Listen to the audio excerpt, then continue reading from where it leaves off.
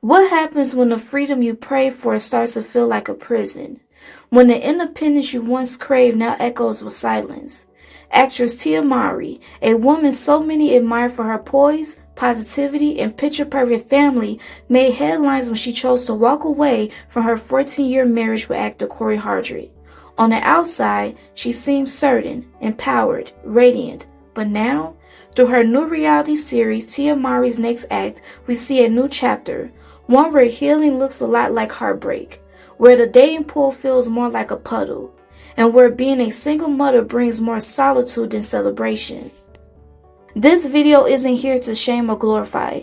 It's to hold space for the in-between, the place where self-discovery collides with hard truths.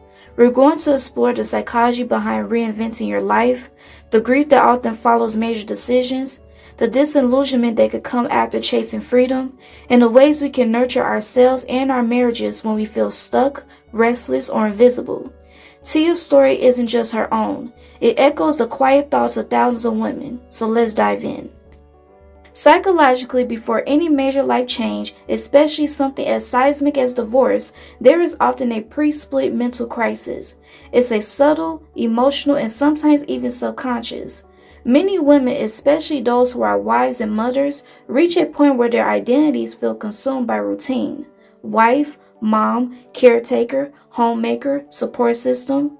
Over time, resentment can build. Not necessarily against the husband, but against the loss of self.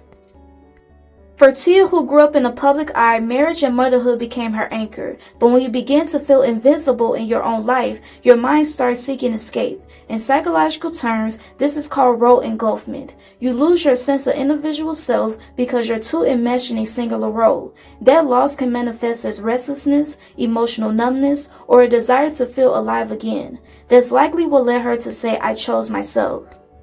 But here's the twist. Choosing yourself doesn't always mean leaving everyone behind. Sometimes it means choosing to communicate, choosing to go to therapy, choosing to evolve within the marriage. The brain, when flooded with dissatisfaction, craves a quick external change, but often the deepest transformation has to happen internally first. Freedom is a powerful drug, especially when you feel emotionally boxed in. But once that dust settles, that freedom can feel disorienting. In Tia's reality show, we see her smile, but we also see her search. She dates, she jokes about the dating pool being ghetto, but there's a sadness there, a discomfort.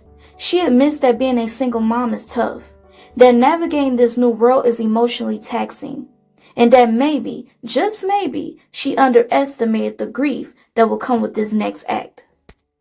This is a classic psychological aftermath known as post-decision dissonance.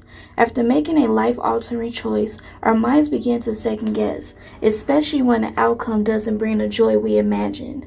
We replay the past. We fantasize about the other option. We mourn what was good, even if it wasn't perfect.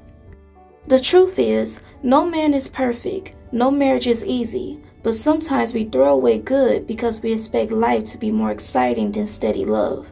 Society, media, and even empowerment culture have sometimes fed women the idea that they're settling by choosing stability over self-expression. But that's a lie. Real empowerment is rooted in wholeness, not escape. In Tia Mowry's next act, what we're really watching is grief masked as reinvention. She smiles, but her eyes often portray the emotional weight she's carrying. Dating, especially in your 40s as a single mother, is no walk in the park. From a psychological lens, what she's experiencing is existential grief, the mourning of the life you thought you wanted and the one you left behind. There's also social loneliness. As a married woman, there's a certain social security, invitations to family events, couple outings, even the identity of being someone's wife. Once divorced, especially in the public eye, that social status shifts. You become the woman who left. And when dating options feel slim or transactional, it can feel like emotional whiplash. The grass on the other side isn't always greener, it's just different grass. Sometimes it's patchy, sometimes it's artificial, and sometimes we forget that we already had a good garden, we just stopped watering it. Tia is by all accounts a strong woman, but strong women get tired too. From a psychological perspective, strength is often a mask for pain. Many women choose to appear unbothered, successful, and glowing, even when they're unraveling inside.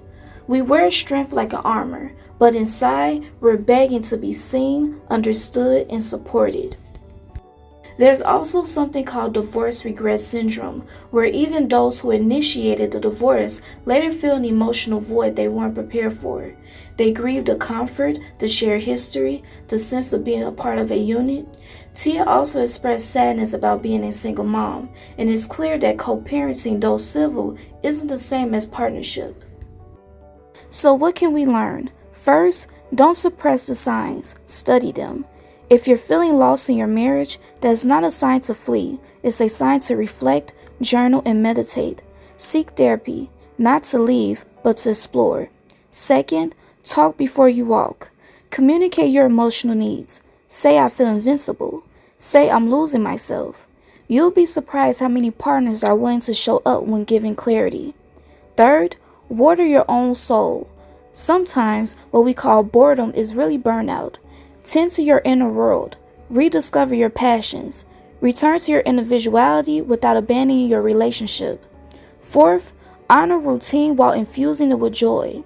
Marriage isn't exciting every day, but security, ritual, and love built on history have their own quiet magic. And lastly, fifth, seek growth, not escape. Change is essential, but not all change requires demolition. Sometimes it just needs remodeling. Tia Mowry's story is still unfolding, and we honor her transparency, her courage, and her willingness to share her journey, even the messy parts. But her next act is a mirror to all of us. Whether you're married, divorced, or somewhere in between, the real work begins within. Freedom isn't found in a new relationship or a trendy lifestyle. It's found in self-awareness, in grounded choices, in loving yourself without leaving everything behind. So, before you walk away from something good, ask, am I running towards healing or just away from discomfort? This has been Serenity Soul Speaks. If this touched your heart or helped shift your mindset, subscribe and share this with someone who needs a gentle truth today. Until next time, may you find peace in your process.